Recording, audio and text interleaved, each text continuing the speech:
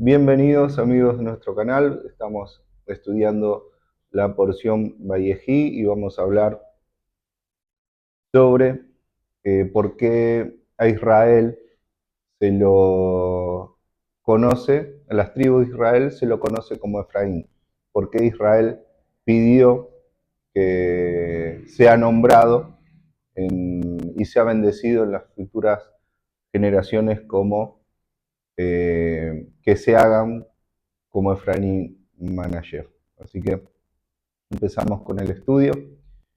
Vamos a leer justamente esos versos. Dice el verso, estamos en Bereshit, Génesis 48, verso 20.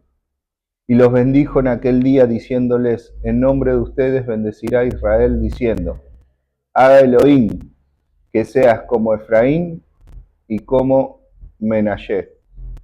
Y dice deliberadamente nombra primero a Efraín.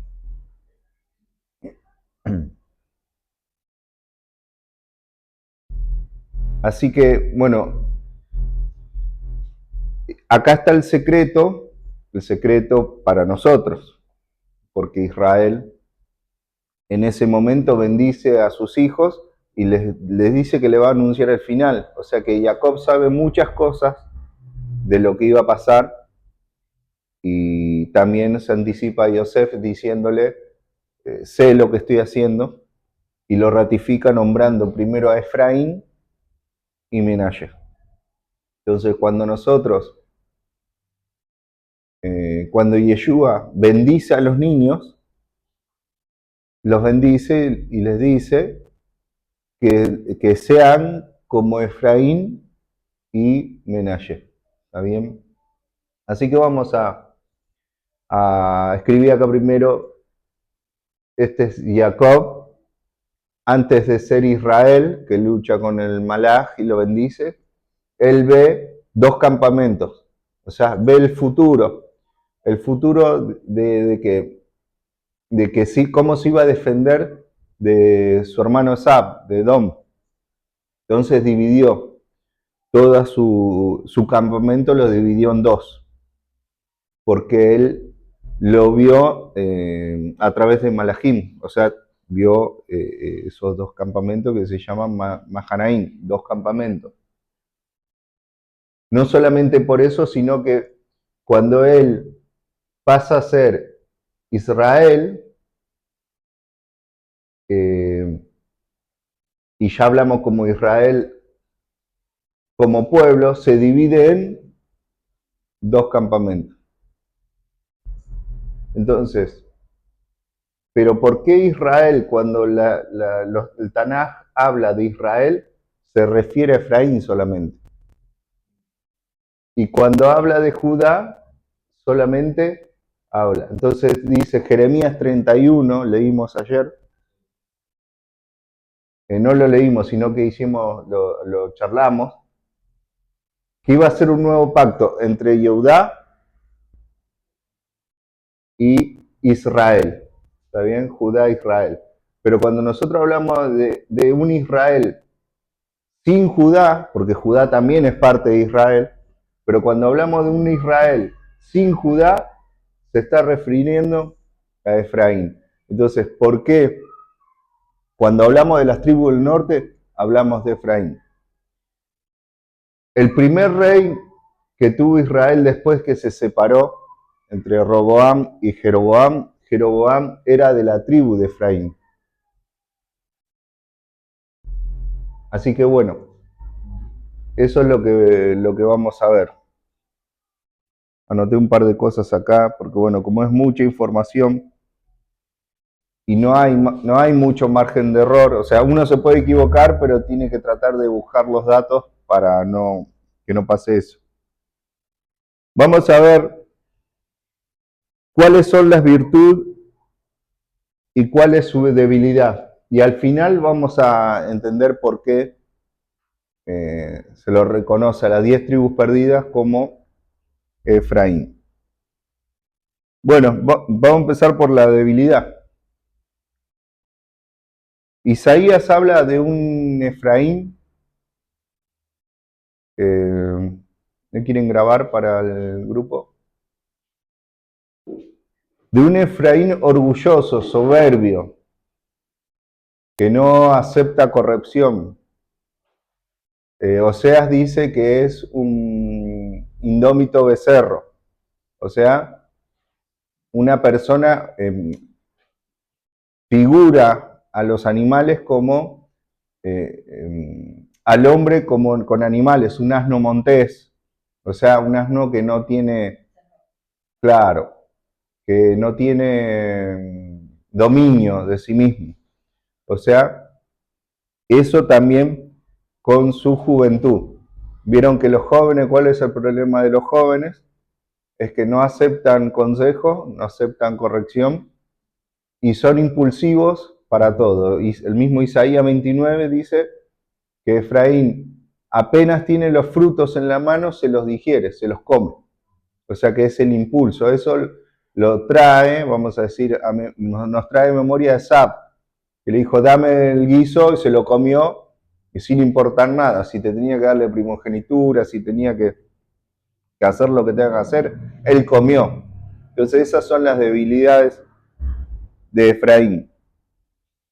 En Jeremías leímos que él fue, digamos, castigado, que fue corregido, pero dice que él llevó el oprobio de su juventud.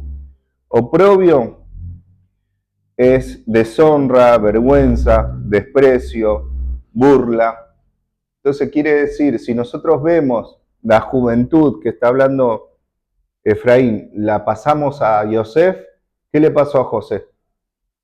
Que era soñador y que le decía a cada uno, vos eras esto, yo era la estrella, o sea, era impulsivo. Quizá Jacob se enojaba con él porque no lo tenía que decir abiertamente, porque lo iban a interpretar mal sus hermanos. Sino él se quedaba pensando en lo que decía Yosef, pero no podía decirlo así por joven. Entonces, ¿qué hacían los hermanos? Lo deshonraban, lo desautorizaban, lo avergonzaban, le hablaban mal. Entonces, eso es llevar el oprobio de la juventud. La debilidad de Efraín es que es joven y que no tiene que aprender dominio de sí mismo. Si nosotros lo trasladamos a que las tribus perdidas están en las naciones, que fueron sembradas las naciones, como dice el profeta Osea, y es que están en las naciones, que de las naciones nosotros estamos, digamos, volviendo a casa, el dominio propio es lo más difícil. ¿Está bien? El dominio propio, ¿por qué? Porque nosotros tenemos costumbres sembradas por todas nuestras vidas y tenemos que ir dominando todas las cosas. Y eso es un tema difícil, eso es una debilidad de Efraín, ¿está bien?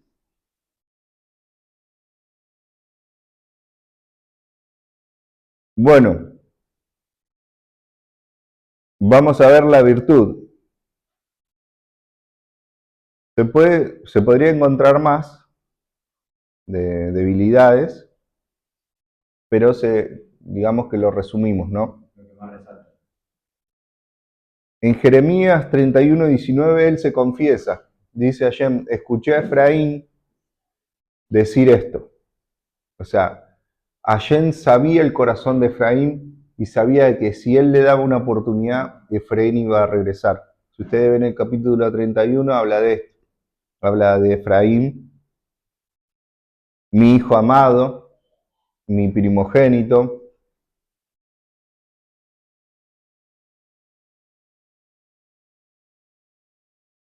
Entonces, él se confiesa esto, lo que estamos hablando. Ustedes ven que dice, he llevado el oprobio de mi juventud. Jeremías, vamos a leerlo porque él hace un resumen de la capítulo 31.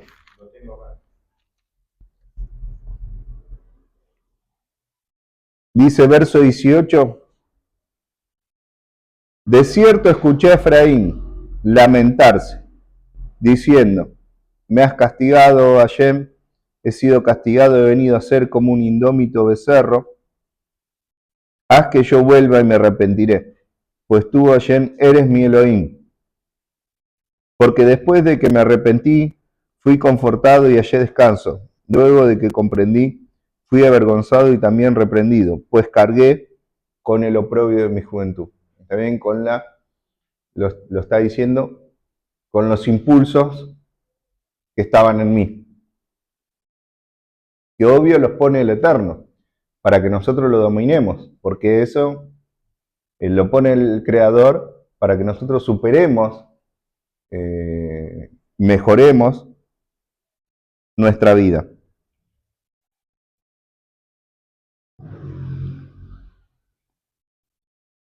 Bueno, acá una de las virtudes es que Efraín se confiesa.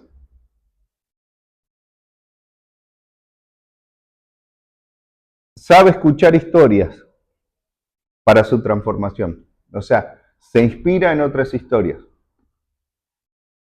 No sé si a ustedes les pasó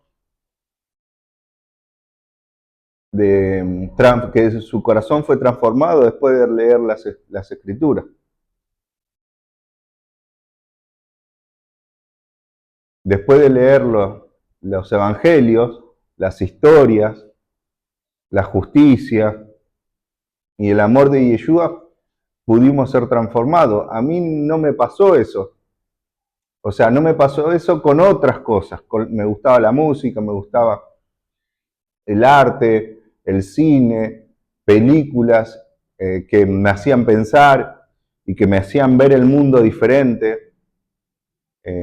Por ahí creía ser un poco más entendido por la música, pero no una transformación completa como lo hizo la Biblia. Y lo hizo a través de historias. Porque cuando leímos, no sé cuando ustedes leyeron la historia de José, era algo impresionante cuando leímos la primera vez. Pensamos que la Biblia era un libro para el castigo de las pasiones. O sea, era un libro para castigar, no sé, o para, como decían, los pecados capitales y todo eso. No tenía idea. Pero sabe transformar su corazón a través de historias. ¿Por qué decimos esto? Porque él escuchó a Yosef. ¿Quién era su padre? Yosef. José le contó las historias que tuvo con sus hermanos. Y él, esas historias, no quería volverlas a repetir. Entonces, él fue transformado por esas historias. Ahora nosotros fuimos transformados por las historias de Yeshua. Su padre, el padre de Efraín es Yosef. Y nuestro padre, o sea, el que nos abrió la puerta, es Yeshua, el Mashiach ben Yosef, el hijo de José. O sea que no es casualidad de que el Mashiach ben Yosef venga a sufrir. ¿Por qué viene a sufrir? Para enseñarnos, para que él, estando a nuestro nivel, nosotros podamos entender que hay una oportunidad para levantarse. Si él no hubiera hecho eso, no hubiera sufrido primero, nosotros no hubiéramos sabido lo que es estar muerto. ¿Se entiende? Nosotros hubiéramos vivido una vida sin sentido. Porque yo, la verdad que era una vida sin sentido. Perder la vida por un celular, levantarte un día y no despertarte más. O sea, no tenía sentido todas esas cosas.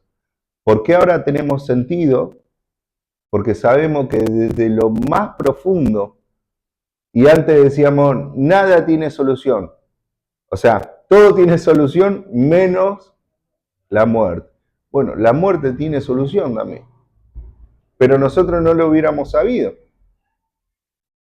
Entonces, Ben Yosef, el Mashiach Ben Yosef, tenía que venir a morir para poder levantar a todos. si él no moría, si venía como Ben David, Mashiach Ben David, no, toda esa carga emocional, toda la injusticia y todas las cosas que él padeció, no hubiera tenido la experiencia para hacerlo. ¿Me siguen? En carne propia. Entonces, cuando otra persona estaba escuchando a una amiga, y con mi mujer la escuchábamos y le decía una conocida que estamos conociendo en un gimnasio, y nos dicen, no saben el dolor, y nosotros le decíamos, sí, no lo podemos saber. O sea, cuando una persona te dice, te acompaño en el sentimiento. Bueno, eso se destruyó, porque Yeshua sí sabe lo que es no tener quizás lo más hermoso que es poder vincularse con la familia. Él tuvo una misión, y como esa misión, como es, digamos, un profesional en lo espiritual, resignó muchas cosas. Entonces, el único que puede compadecerse es alguien que estuvo ahí abajo, que podía haber tenido un montón de cosas y no las quiso. ¿Está bien? Dice Isaías que fue arrancado de las tierras de los vivientes. Hay gente que le suceden cosas que parece que arrancan su corazón de este mundo, de esta tierra. Parece que lo destruyen, que no tiene sentido la vida. Yosef era el virrey de Egipto, o sea, por palabra de él podía limpiarse un campo, todo un campo, o hacerlo trabajar, o lo que fuera, por palabra de él. O sea, Efraín estaba en una situación cómoda, tenía todo como para hacer lo que él quisiera.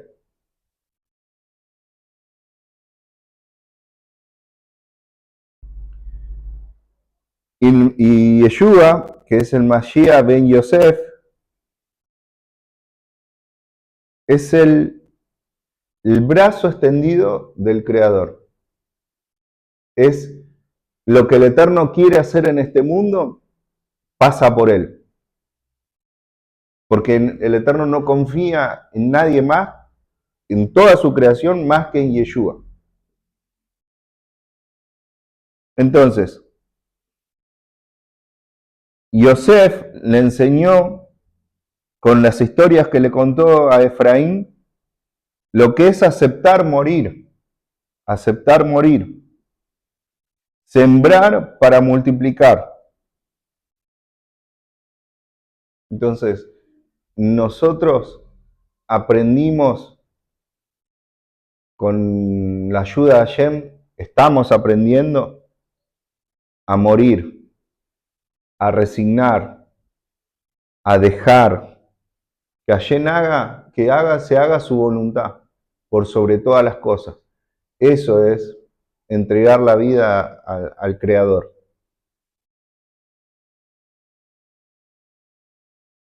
¿Vamos bien? El nombre de Efraín viene, Yosef le puso Efraín a su hijo porque dice, Hashem me hizo fructificar en aflicción. Y era el segundo hijo. O sea, multiplicar. Eso es lo que quiere decir Efraín. Pero si Efraín no cae a tierra y muere, o sea, aflicción, no puede fructificar. ¿Se entiende? Yosef le puso, Hashem me hizo fructificar en aflicción, pero si Yosef no era esclavizado, despreciado, llevado a la cárcel, no hubiera llevado fruto. ¿Está bien? Entonces, la tribu de Efraín es la primera que debe morir. En la historia del Mashiach ben David, que viene de Yehudá, y la de Ben Yosef, que es la de Efraín ben Yosef, tiene que morir. ¿Para qué? Para que llevar fruto. ¿Me siguen? Entonces, cuando Yosef murió, Judá fue salvado. Ténganlo en cuenta. También tenemos que tener en cuenta que Efraín y Manashe, eso era para lo último, pero me adelanto. Efraín y Manashe nacieron en una tierra ajena, que era la tierra de sus padres.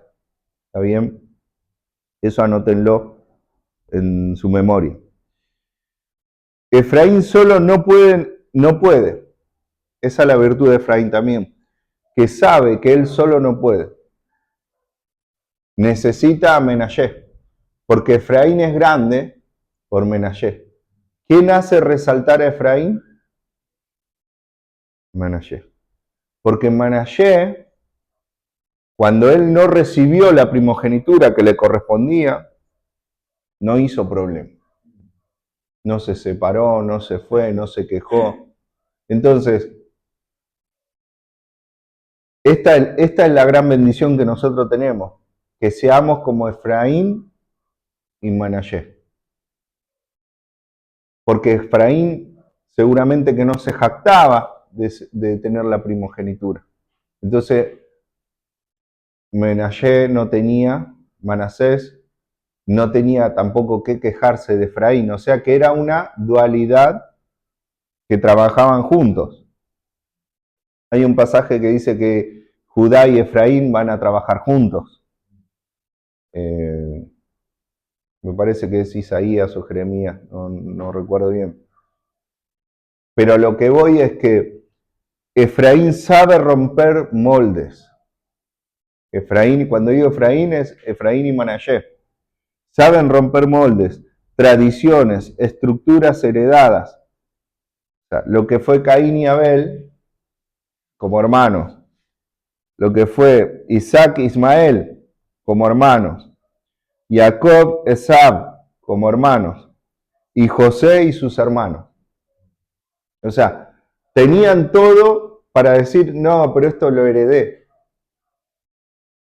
Como te dice, o como decimos, o como nos enseñaron. Y si tuvo estas enfermedades tu papá, tu mamá, y la vas a tener vos. Pero no nos damos cuenta que papá y mamá comían de una manera, me la enseñaron a mí y yo sigo comiendo de la misma. Entonces es obvio que me voy a trasladar las enfermedades por la forma de comer. Más ahora que el estrés y todo eso se multiplica. No es como la familia Ingalls que tenían sus problemas, pero más allá eran felices. Las personas que trabajan en el campo, que ven dar mucha satisfacción. Yo que nunca fui sembrador, nunca tuve un campo, plantar un tomate y que dé fruto, no me quiero imaginar las personas que viven de eso. Debe ser una... Entonces, esas satisfacciones también te sanaban, porque más allá de que morían por otros virus, otras enfermedades que hoy no, quizá eran más felices, no morían por estrés, sino porque no habían tantas, o al revés, había muchos más virus que no se podían. Claro.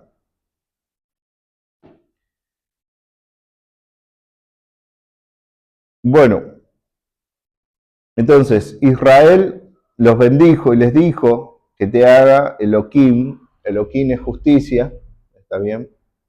Es un equilibrio. Elohim es un Elohim de justicia. Dice, Israel sabía que íbamos a regresar y el ejemplo más grande para estar en paz son Efraín y Manashe. Entonces, que Elohim te haga como Efraín y Manashe es que nosotros recordemos las virtudes de Efraín y Manashe. ¿Está bien? Entonces, cuando Israel dice que sean recordados ellos por mi nombre, cuando hablamos de Israel, de Efraín, tiene que cumplir la misión. Este Israel que está dividido en dos partes, Yehudá y Efraín, este Efraín tiene que cumplir lo mismo que se dio en el tiempo de Yosef. ¿Está bien? Fíjense que nosotros cuando vemos el hijo pródigo, ¿quién se fue? ¿El hermano mayor de la casa o el hermano menor? ¿Cómo empieza la historia? Había un rey que tenía dos hijos y el menor se fue de la casa. Entonces, ¿quién es el menor? ¿A quién bendijo Jacob con la primogenitura? Al menor, lo sé, porque el menor va a ser la plenitud de las naciones. Él va a llenar las naciones y él va a hacer que retornen. ¿Por qué? Porque Efraín sabe estar en paz con sus hermanos.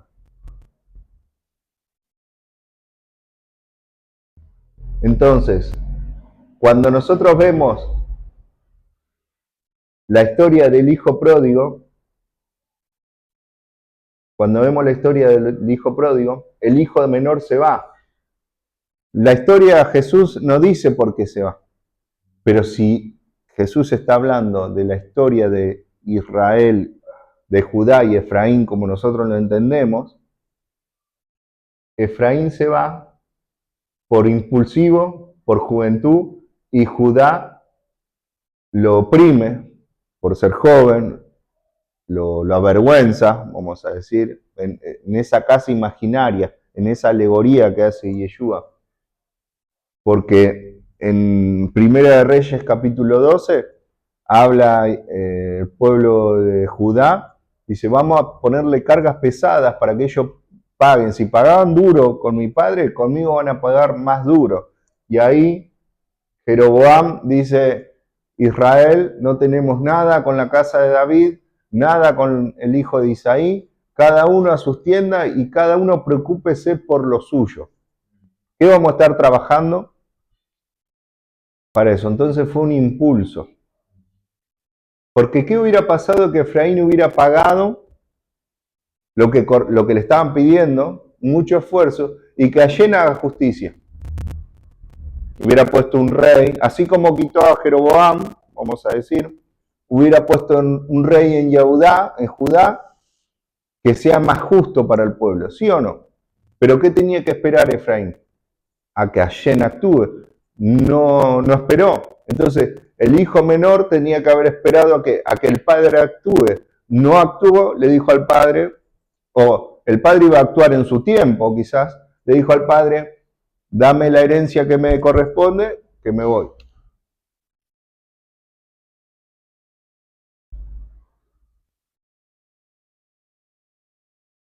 Y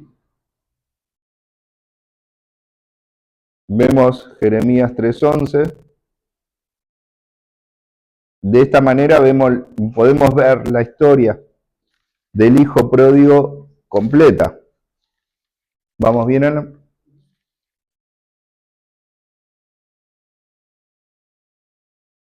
3:11 dice, la infidelidad de Israel.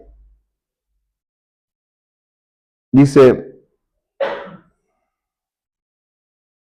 que Israel fue infiel y que se perdió, que se fue. Que Judá vio esa infidelidad y hizo lo mismo. Pero Judá regresó, dice, entonces ayer me dijo, verso 10 de capítulo 3. Y ni siquiera después de todas estas cosas, su pérfida hermana Judá regresó a mí con todo su corazón, sino con falsedad, declara Hashem. O sea, Así, Efraín se fue, pero no regresó más. ¿Qué quiere decir? Que todas las cosas malas que hizo Efraín lo hizo fuera de la casa. ¿Se entiende? Cuando el hijo se va de la casa y hace un montón de cosas, pero no vive con el padre, ¿de quién es la culpa? Del hijo. Pero si vive con el padre, ¿de quién van a hablar mal? El padre que lo consiente. Entonces él rompió las cadenas. Pero ¿qué pasa cuando el hijo se porta mal pero sigue viviendo en la casa? Dice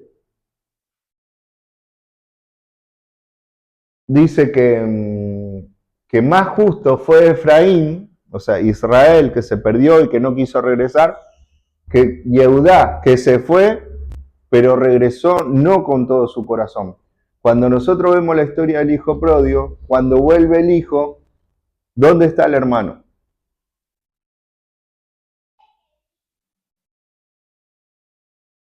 En el campo, no estaba en la casa. Así que Yeshua también en ese relato no estaba con el padre trabajando, no estaba en la casa, no estaba sirviendo adentro, sino que estaba en el campo afuera. Quiere decir que no estaba pegado, ligado con el padre, que eran uno.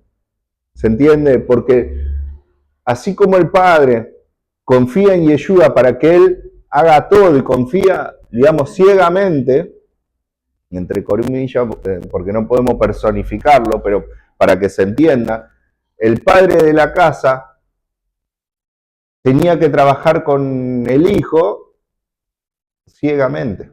O sea, todo lo que quería hacer el padre lo hacía el hijo. Pero el hijo no, dice que estaba en el campo. Un príncipe, pónganse a pensar, un príncipe en el campo, haciendo tareas no sabemos, puede ser jornalero. Entonces vuelve y le dice, yo que siempre estuve a tu lado y siempre tuviste todo conmigo. ¿Se entiende? Entonces, todo lo que Yeshua dijo ahí, todo tiene algo que ver con la escritura para que nosotros podamos entender. Entonces, ¿por qué, para finalizar, por qué el Israel de las 10 tribus, el Israel de Ezequiel 37, dice, tú, oh hijo de hombre, verso 16 del 37, toma un trozo de madera y escribe sobre ella, a Judá y los hijos de Israel sus compañeros. Toma enseguida otro trozo de madera y escribe sobre ella, José con madera de Efraín y todos los hijos de Israel sus compañeros.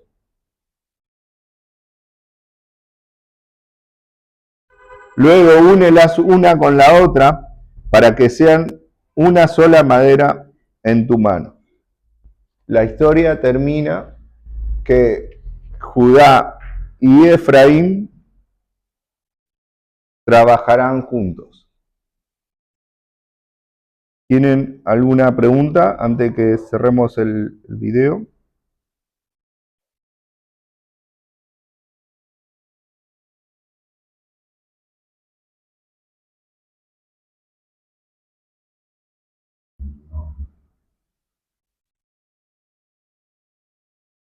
¿O algo que puedan agregar?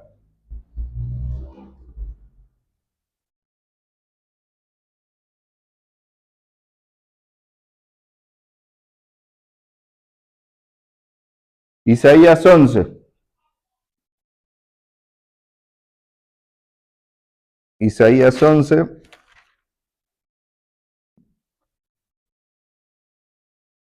Verso 13. Dice entonces,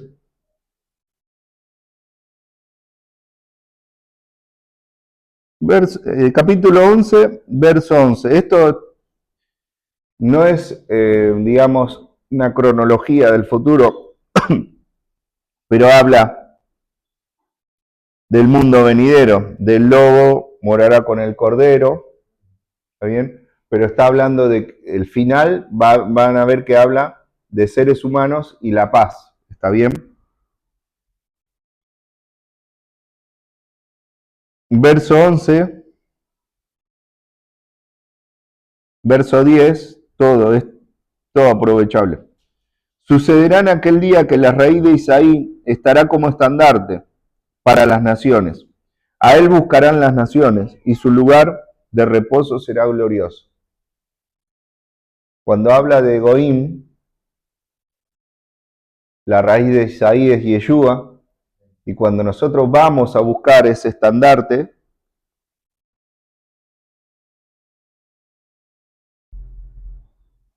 dice, sucederá en aquel día que Hashem poseerá de nuevo con su mano a los sobrevivientes de su pueblo que hayan quedado en Asiria, de Asiria. O sea, en ese tiempo, Asiria desterró a Israel y habían arrasado. De Egipto, Patros, de Cus, de Elam, de Sinar, de Amar y de las islas del mar. Él levantará estandarte para las naciones y reunirá a los desterrados de Israel, juntará a los dispersos de Yehudá desde los cuatro extremos de la tierra. Entonces se disipará la envidia de Efraín y los opresores de Judá dejarán de ser. Efraín no envidiará a Judá y Judá no oprimirá a Efraín. Y trabajarán sobre los hombros de los filisteos junto al mar, juntos despojarán a los hijos de Oriente, extenderán sus manos contra Edom, contra Moab y contra los hijos de Amón y los obedecerán. El lenguaje es un lenguaje contemporáneo a ese tiempo, porque cuando habla de las islas del mar, las islas remotas, es todo Latinoamérica, Occidente, o sea, está hablando hasta el final de la tierra. En ese tiempo se creía que era Sefarad, porque no se había conocido. Entonces, cuando dice Moab, Edom, o sea, le está explicando a ellos que los enemigos van a ser destruidos. Ahora los enemigos ya no existe más eso que dice la Escritura, pero sí hay otro tipo de enemigos. Pero el lenguaje, para que nosotros podamos entender, siempre Hashem se adecua a un lenguaje legible. Y a ellos le hablaba en ese tiempo de esa manera. Por eso, creo que ayer hablábamos, que hablamos de Ezequiel el otro día, que él obvio que iba a imaginar que los de Israel iban a resucitar, los mismos que murieron. Nunca se iba a imaginar que 2000 años después, 3000 años después, 3500 años después, iban a retornar, digamos, de un fruto llamado Efraín en las naciones. ¿Se entiende? Por eso Hashem dice que él va a preparar algo nuevo en la tierra, nunca visto. Algo que nadie se lo espera. O sea, lo que él no estaba en el corazón de hombre, no estaba en los profetas. Quizá lo sabía Yeshua, quizá lo sabía Israel también, pero esas eran personas, digamos, elevadas.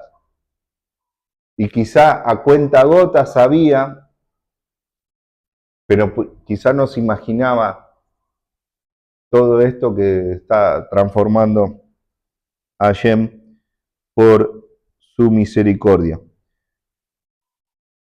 Y cuando estemos, fíjense que van a trabajar juntos y después dice que se va a cruzar por sandalias para llegar a Israel, y dice que habrá un camino, así como fue en Egipto, se abrió el mar, así Israel volverá a tierra seca con las nubes, como dice Pablo, y estaremos con él en las nubes, estaremos protegidos por él. Así que si te gustó el video, dale me gusta, finalizamos, no hay preguntas, no hay para agregar. Así que bueno, todo lo que hagamos lo hagamos en honor al cielo, y comentame lo que quieras agregar, también será bienvenido, y las críticas, por supuesto, para poder seguir creciendo. Así que nos vemos en el próximo video.